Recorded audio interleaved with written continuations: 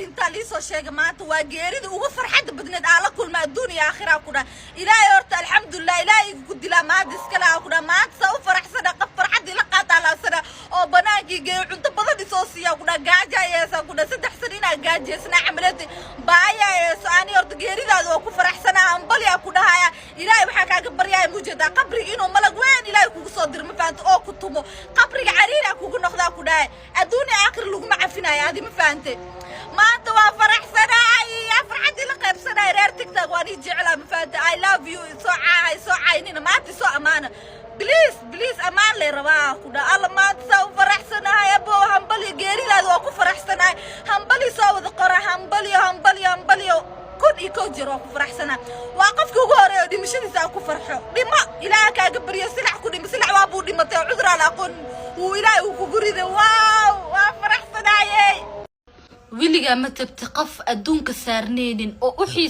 xiisto zayd ugu xiisto aanan arkeenin oo wax walbo maanta hadii ligu dhan naftaada iyo nafteeda yaa badbaadinaysa aan nafteeda u huri lahaa laakiin maanta adduunka ma saarno wax walbo u huri lahaa oo sameyn lahaa laakiin uu iga maqan yahay oo ku jecelahay laakiin mar walba waxa ku jirta niyadeyda kama baxdeed xilli walba xiliyadan ku aadan saacadan cambaliyad waa xasuustaa qoos wuxuu ahaa jiray qofka mar walba ila hadli jiray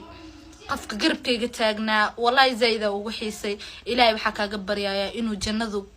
oo ilaahay ku geeyo oo ku naxariisto qabriga ku waasiciyo qofkaasna idin ma sheegaya qof ani zayd ugu weyn waa igu soo duceey please inuu ilaahay qalbigayga qaboojiyo oo asagana qabriga Allah u waasiciyo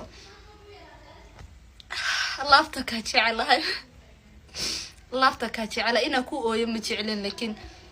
ilinteeda ma control kari dareenkayga wallahi ma cali dadka TikTok jooga ina ku dheedheela u soo gal ma faanta mar waan yacayna mar waan heesa mar quraanana akhna mar waan wacdinaya ani ina nigu dheedheela bisaro ko aqligiina uu yiri ma faanteen ani ina iwaashinartin aan waxa rabaa ani ina niwaal ma faanteen waxa rabaa sameeyna sharmuuta taa lagu soo qoraaya